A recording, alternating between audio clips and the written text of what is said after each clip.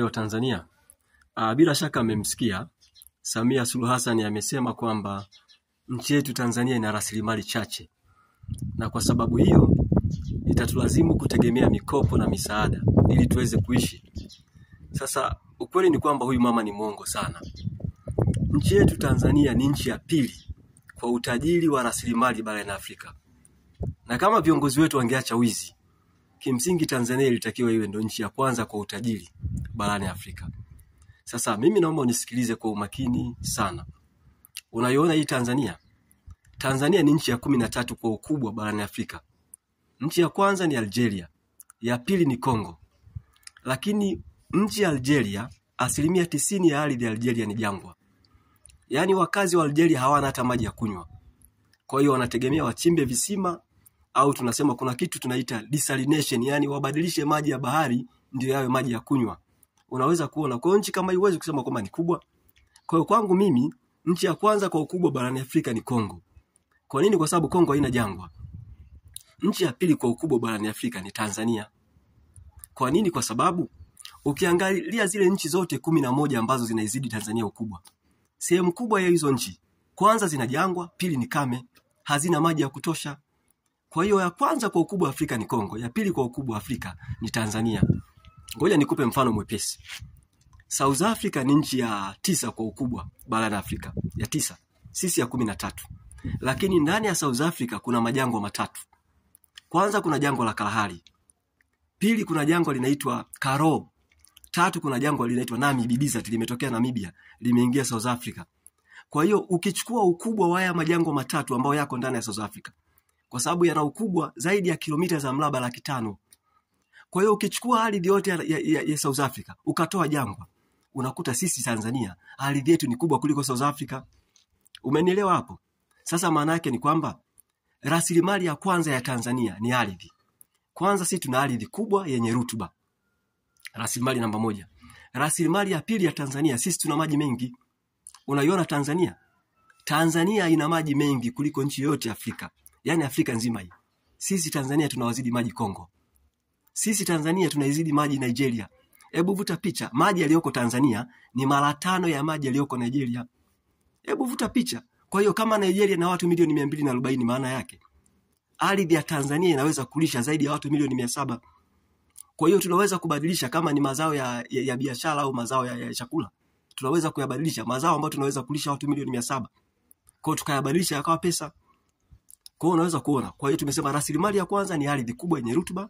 Rasilimali ya pili, Tanzania na maji mengi. Na ukitaka kujua Tanzania na maji mengi, wewe andika, labda unaweza kusema the Great Lake Zone in Africa. Utaona maziwa makubwa yote yako Tanzania. Umenipata? Haya, rasilimali ya tatu. Ukitaka kujua Tanzania ni tajiri, angalia zile nchi 10 tajiri kuliko zote duniani. Nchi 10 tajiri au tunasema G20. Utaona kwamba nchi zote tajiri duniani zina bandari. Nchi zote tajiri duniani zina nini? Zina bandari. Kwa hiyo kwa kuwa nchi yetu ina bandari, sisi tunasema ni rasilimali inayoweza kuisaidia nchi yetu kuwa tajiri. Haya, ngoja tuangalie rasilimali ya 4. Rasilimali ya 4 ni madini. Umeelewa? Ni madini. Sasa huwa nawaambia watu, unaona South Africa. South Africa ina majimbo 9. Jimbo tajiri kuliko yote South Africa linaitwa Gauteng Province. Yaani jimbo tajiri kuliko yote South Africa, kwanza lina kilomita za mraba 18,000. Lina watu milioni 16. Sasa utajiri wa jimbo la Gauteng unatokana na sana na dhahabu. Yaani dini la aina moja tu, dhahabu. Sasa walichokuwa wanafanya South Africa, wanafanyaje unajua? Yaani wa South Africa wakishachimba dhahabu, wanaziuza zile dhahabu pale pale kwao kulingana na market price. Mfano kama sasa hivi kilo moja ya dhahabu ni kama milioni 320. Kwa hiyo wa South Africa wakipata pesa, kwanza wanawekeza kwenye tunasema financial sector. Kwa hiyo sasa hivi katika jimbo la Gauteng kuna zaidi ya mabenki 140. Lakini pesa zote za mabenki zimetoka kwenye nini? Kwenye dhahabu. Wa South Africa wakiuza dhahabu, sawa, zile pesa za kwenye dhahabu wanawekeza kwenye real estate. Yaani wanajenga tunasema nyumba za makazi za kudumu, permanent housing, ambazo kwa hiyo wakazi wa South Africa kama unataka unanunua, kama unataka unapangisha. Umenipata hapo? Wakiuza dhahabu Pesa ile wanajenga viwanda, wanawekeza kwenye manufacturing industries. Kwa hiyo utakuta jimbo la Gauteng ambalo ndio jimbo tajiri yote kuliko yote South Africa, sehemu kubwa utajiri wake unatokana na dhahabu peke yake. Umenielewa? Kwa hapo nimezungumzia dhahabu peke yake. Sasa njoo hapa katika mkoa wa Mara. Unaona mkoa wa Mara? Mkoa wa Mara kwanza una kilomita za mraba 21,000. Yaani ni mkubwa kuliko jimbo la Gauteng, South Africa. Sawa? Haya, mkoa wa Mara upo kwenye mikoa mitatu inayodhalisha dhahabu nyingi ya Tanzania. Mkoa wa Mara pale North Mara Gold Mine inazalisha dhahabu, mikoa mitatu inayozalisha sana dhahabu hapa Tanzania, mkoa wa Mara. Haya, unaona mkoa wa Mara? Mkoa wa Mara una watu milioni 2, lakini ule mkoa ni maskini. Ni maskini kwa nini? Kwa sababu pale wakishachimba dhahabu, wanachokifanya, dhahabu ile inapanda ndege hiyo inaondoka. Yale makinikia ya dhahabu yanawekwa kwenye makontena, yanakuja hapa Dar es Salaam, hayo yanaondoka.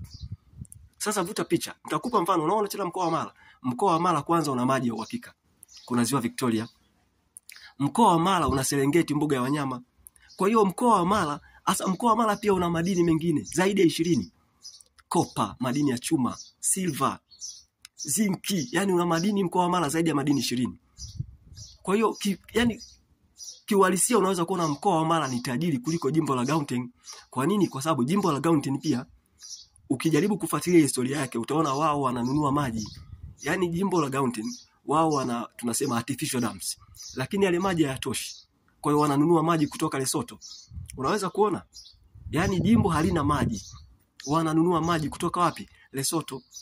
Sasa unaiona hii Tanzania, dhahabu peke yake kuna mikoa takriban 20. Tunachimba dhahabu mikoa 20. Lakini dhahabu yote wanaipakiza ndege hiyo, wanajua wanakoipeleka. Makinikia yanakuja hapo Dar es Salaam, yanapandishwa meli hayo, yanaondoka. Kwa hiyo nchi yetu inaibiwa. Nchi yetu kila siku inaibiwa. Kila siku, kila mwezi, kila mwaka inaibiwa. Matani ya dhahabu yanaondoka. Kwa nini nchi yetu isiwe maskini? Sasa hapo sijazungumzia Tanzanite. Sijazungumzia diamond. Sisi tuna gesi. Tuna mlima Kilimanjaro, tuna mbuga za wanyama. Sasa huyu mama kwa nini anasema Tanzania ina rasilimali chache? Anataka rasilimali zipi? Ndugu wa Tanzania, mimi nihitimishe kwa kusema kwamba nchi yetu ina rasilimali nyingi sana. Kimsingi kama viongozi wetu wangeacha wizi, Tanzania ilitakiwa iwe ndio nchi tajiri namba 1 barani Afrika. Lakini kwa bahati mbaya wizi hawawezi kuacha. Sasa mimi nitoe pendekezo. Au mfano, unamuona huyu msemaji wa serikali, Gerson Msigwa. Muda wote anazungumza amani. Sasa unajiuliza, unazungumza amani na wakati mmeua watu wetu kwa makusudi? Mmewaua wa Tanzania kwa makusudi. Kwa nini hauzungumzi kwamba mjiuzulu? Kwa nini hauzungumzi muwajibike? Kwa nini? Kwa nini unazungumza amani? Unataka amani na wakati mnaendelea kuibia nchi yetu? Kwa hiyo sisi tuhubiri amani na wakati nyinyi ni wezi majambazi? Hakuna kitu kama hicho. Hakuna kitu kama hicho. Sasa mimi nitoe wito kwa Watanzania, kwanza kwa viongozi wa dini, kwa Kristo, kwa Uislamu. Nitoe wito kwa wasomi ambao ni wazalendo wa nchi hii. Tuungane. Tarehe 9 mwezi wa 12 tusiogope kuandamana. Kuandamana sio dhambi, na nchi hii sio mali yao. Hii nchi ni mali ya Watanzania wote. Hatuwezi kukaa kimya tuhubiri amani na wakati mnatuibia. Yaani mnaibia nchi yetu. Hebu vuta picha. Sasa hivi Samia anasema nchi yetu ina rasilimali chache. Maana yake nini? Anataka endelee kukopa. Haya, mimi nikuulize. Deni la taifa limeshafika trilioni 107. Hilo deni atalipa nani? Hilo deni atalipa nani? Kwa hiyo tuendelee kuhubiri amani.